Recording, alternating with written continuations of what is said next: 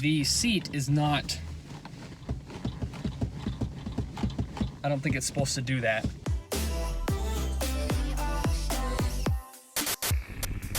Welcome back. Today we're going to be making a list of everything that needs to be done to the car, maintenance wise, and things that we want to do. So I'll have a couple lists of things that the car needs and some of the stuff that we want to do to the car. And then when we're done with that, we're going to go take the car for a quick drive and talk about my thoughts on a 23-year-old 7 Series.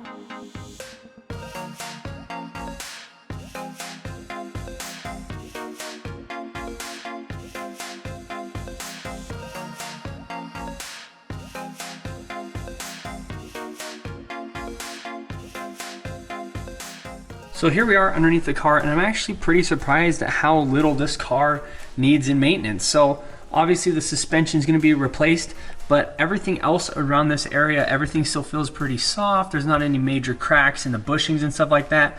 I will be having some preventive maintenance bushings put on our list, but nothing that actually needs to be addressed right away. Moving over here to the bottom of the engine, this lower oil pan access plate or whatever this is leaking around the edge, but this looks pretty simple to replace. So you'll just take all those bolts off, pop that down, replace the gasket, and then there is another leak. You can see right there it's leaking, and over here there is some fluids. This leak here and this leak here are the same thing. That's the power steering filter reservoir that's leaking there, and probably the 2 lines below that. We'll take a look at that when we get back up top. But the oil pan itself actually isn't leaking. So if you look up here to this surface there, and it looks like the head gasket isn't leaking either. So both of those things are good items. This one here is easy. The power steering is easy, and the lines off the power steering is easy. So coming over here to the driver's side of the car, you can see that the strut here is definitely ruined. It's completely covered in oil. So whatever oil was in there is now on the outside. And like I said, the struts feel pretty dead. So these are going to need to be replaced. So that is on our list. And same thing over here with the tie rod ends and the control arm bushings and stuff like that. Everything looks pretty good. Stuff is pretty soft. There's not a lot of cracks, which is very good for us. Just less things that have to be replaced right off the bat. So before we move deeper underneath the car, I'm just pleasantly surprised at how little rust is out here. I would suspect that there'd be more rust, and there just isn't. I see a lot of paint still left. There are pieces that are starting to get there, but just very little. And obviously the exhaust is rusted, but name any exhaust that's over a year old that isn't rusted. So moving back further in the car, we have this piece here which is leaking. This looks pretty easy to pull this off, just these bolts around the edges and then a new gasket. Probably one of the biggest things underneath here that's making me a little bit worried is actually just back here. It looks like it's leaking even more back in the seal that sits at the back side of this transmission. So we'll have to replace both of those, and I've looked further in the back, not a lot of rust, bushings are still soft, so no major maintenance items back there. Brakes look like they have about 30% life left on them, so the brakes and the rotors will probably need to be replaced relatively soon.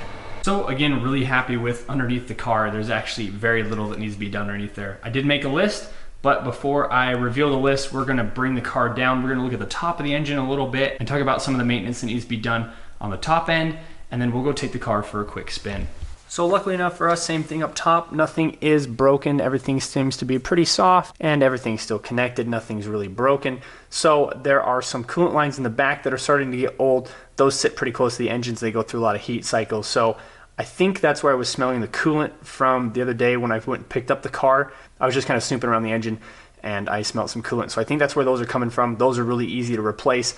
They're those ones right in the back there. This is our power steering filter and reservoir canister. That is, again, really simple to replace. And then there's 2 lines.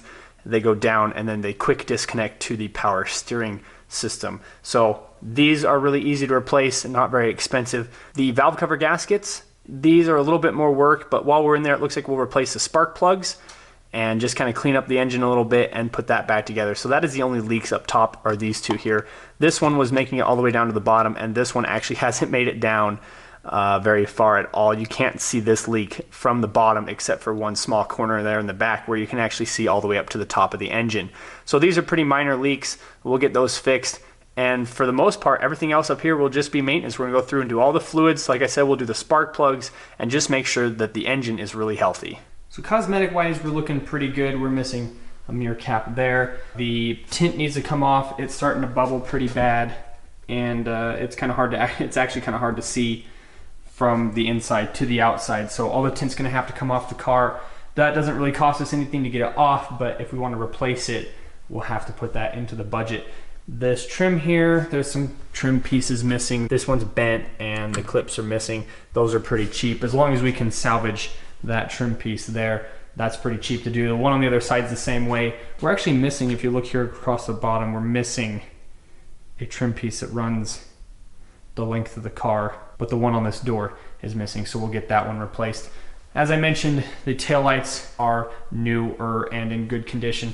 We're wanting to do some headlights and stuff like that maybe later on, but for right now, cosmetic wise, it looks pretty good. We're gonna want to detail the interior, make sure it's all nice and clean. But I must say, so far for $1,700, I think this has been a really good buy for us.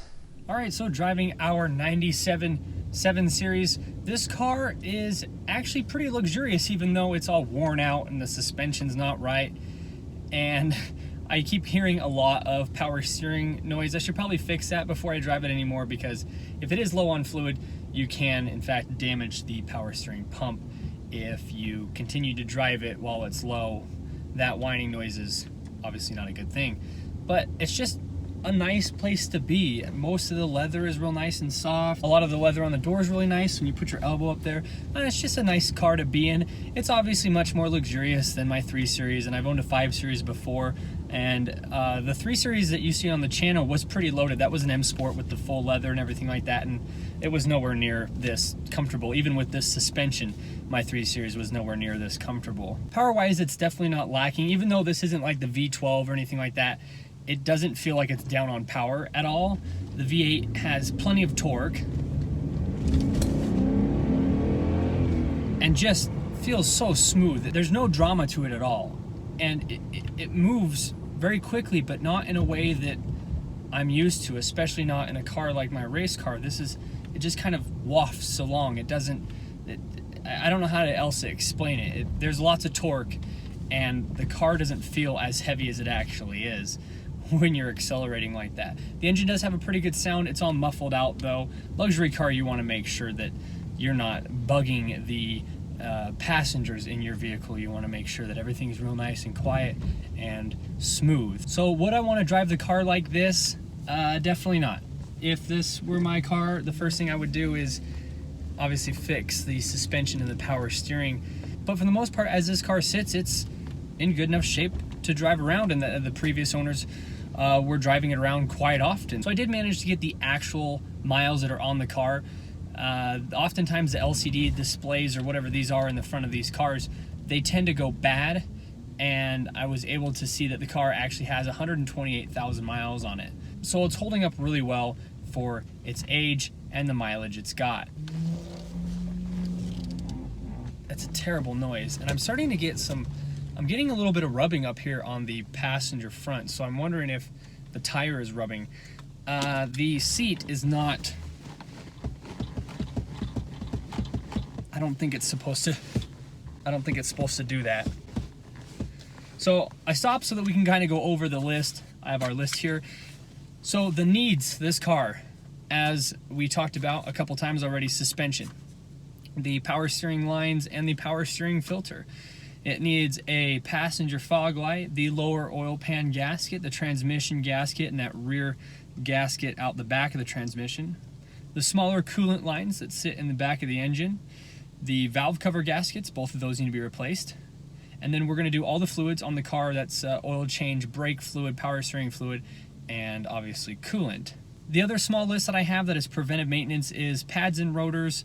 The reason that these are in preventive maintenance and don't need to be replaced immediately is because they're not actually going bad. So the pads and rotors have about 30% life on them. The control arm bushings were looking a little weak, but nothing too serious. Anti-roll bar bushings, that's the two middle ones that sit and hold the sway bar up to the bottom of the car. Again, they're looking a little bit sad, but nothing super serious. Spark plugs are in this category because the car doesn't need spark plugs, but since we're going to be in there doing the valve cover gaskets, we're actually going to be doing the spark plugs while we're in there. And then the other two things that we have, again, fuel pump and fuel filter. Those don't need to be replaced, but oftentimes with BMWs, the fuel pumps will fail at around 100 to 120 or 30,000 miles. So it's getting pretty close if the fuel pump hasn't already been done. So the fuel pump will be bought, and David will probably just leave it in the trunk of the car because it's kind of premature to replace it if it doesn't need to be replaced. And fuel pumps are just kind of a on-off switch almost. They don't ever really like, oh, it's going to start to fail, and it doesn't really ever cause any issues downstream of it other than, you know, you just don't have any fuel. So obviously if your suspension collapses and you're driving on the highway, if something major happens, you could potentially wreck your car. If your fuel pump goes out, it's just an inconvenience. So we're going to buy a fuel pump, but most likely it will just be put in the trunk of the car and just kind of there in case the fuel pump goes out. And the fuel filter will probably be replaced. That's super easy to do.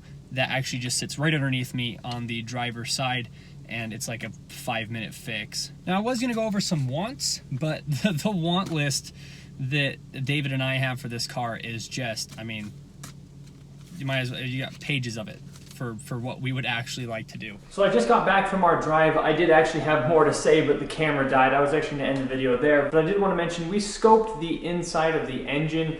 We were trying to see if we could actually see the timing chain guides. Supposedly on the M62 TU engine, the timing chain guides can go bad and it will actually ruin the engine. This is an M62, so it's not as prone to having as intense of failures, but those timing chain guides still go bad. So I tried to scope to see if we could see anything, and I couldn't get the endoscope down far enough to actually get any information back. So was the $1,700 7 Series a mistake to buy? Was it a waste of money? At this point, I'm gonna say absolutely not. This has been a great car so far. There's just a few things to get it back up running right. It sounds like, based on what David's wanting to do, this will eventually turn into what would have been BMW's M7 if BMW were to have made one back in 1997. So if you know anything about the E39 M5, that's kind of what this will be. Still a cruiser, but if you want to take it to the track every now and then, it has no problem doing that. So that's eventually what the car will be when we're done with our project.